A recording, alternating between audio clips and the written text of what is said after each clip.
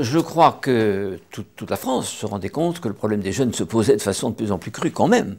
Et que par conséquent, il fallait essayer de faire quelque chose. Quoi? On n'en savait absolument rien. Bon, ben, la gauche comme les autres. Pierre Mauroy y était particulièrement sensible. Je le vois encore me disant, beaucoup plus tard dans la réunion que j'ai eue avec lui, je ne supporte pas l'idée que des gosses de 16 ans soient dans la rue. Je suis pas à la rue, je suis hébergé chez quelqu'un. Sans son aide, j'aurais été... C'était vraiment ce qu'on peut appeler un cancre, hein. J'étais en échec scolaire total. Je me suis complètement décrochée de là. J'ai toqué à toutes les portes, j'ai été voir tous les salariés, même les employés. Plus reste que le maximum, je pense. Un coup de téléphone du directeur adjoint du cabinet de M. Mauroy, M. Perleval. Est-ce que vous accepteriez de prendre une mission pour le Premier ministre? Qu'est-ce que vous en pensez? Alors je lui dis sur quoi? Il me dit on n'en sait rien, on va le décider cette nuit. Je découvre dans le journal que ce serait pour faire un rapport, mais avec des propositions concrètes, sur l'insertion sociale et professionnelle des jeunes. Comme principe essentiel que nous avions, je crois, dégagé à l'époque, c'était d'abord la proximité. Le deuxième principe, c'était la participation des jeunes et l'écoute. C'est-à-dire qu'il fallait vraiment écouter d'une façon différente de celle d'habituelle. Il y avait le problème de la globalisation. Nous avions tous conscience donc que, comme je l'ai dit tout à l'heure, quand on n'a pas d'argent, on n'a pas, etc.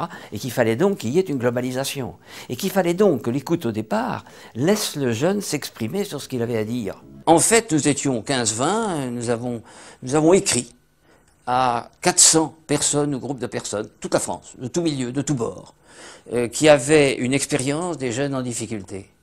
Et nous leur avons dit, écoutez, nous ne savons rien, et de fait je ne savais rien, écrivez-nous, envoyez-nous quelques pages de propositions sur, à notre place, qu'est-ce que vous proposeriez au gouvernement. Et nous avons donc écrit à 400 personnes et nous avons reçu 4000 pages. Nous avons reçu beaucoup de pages de gens qu'on n'avait pas écrit et qui nous ont envoyé. Donc toute la France s'y est mise et nous avons reçu un ensemble de propositions extraordinaires. Donc ce rapport, il est formidable parce qu'il n'est pas de moi. Ce que nous avons fait avec l'équipe avec laquelle j'ai travaillé, on a énormément travaillé, c'est d'en faire une synthèse. Je ne dis pas que il n'y a pas d'idée de moi, ou du moins je le dirais, il n'y avait à peu près pas d'idée de moi, mais nous avons quand même retenu certaines idées et éliminé d'autres, parce qu'il y en avait qui étaient vraiment très farfelues. Et ce rapport, il a eu un énorme succès.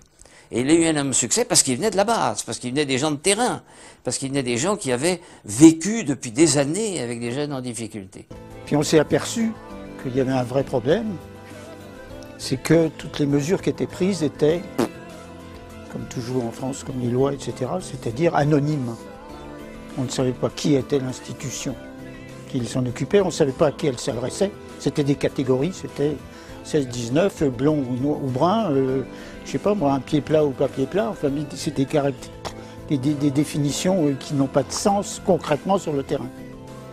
Alors on s'est dit, il faut trouver quelque chose pour mettre en œuvre les mesures, les dispositifs et tous les systèmes.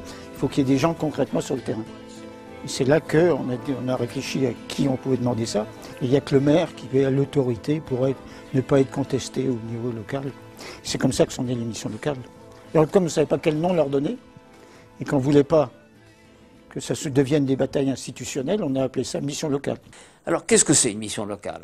C'est un lieu, c'est une petite structure. C'est une structure qui a des permanents. Ces permanents qui vont accueillir les jeunes et essayer de les aider à résoudre leurs problèmes, les prendre en compte et non pas les prendre en charge. Il y a 80 missions locales rurales à l'heure actuelle avec 150 villages. Ou bien c'est une ville avec des villages autour, ou bien c'est une agglomération. C'est donc une équipe permanente, il y a un conseil d'administration qui a été défini par une loi, puisque la loi a décidé de promouvoir ces missions locales après mon rapport. Et c'est un conseil d'administration qui comprend 4 partenaires, les élus. Et la mission locale est par principe présidée par un élu. Ça a été le début de la décentralisation et ça j'y ai beaucoup tenu. Il y a donc les élus, les organisations syndicales et patronales, les administrations et le tissu associatif. Et c'est ce conseil d'administration qui administre la mission locale. Certes, la globalité, elle est à traiter en face du jeune, mais la globalité, elle provient aussi de l'ensemble des partenaires qui sont mobilisés. Et je crois que c'est quelque chose qu'il ne faut pas oublier. Les missions locales, dans l'esprit de Schwartz, devaient faire avec, mais ne pas faire toutes seules.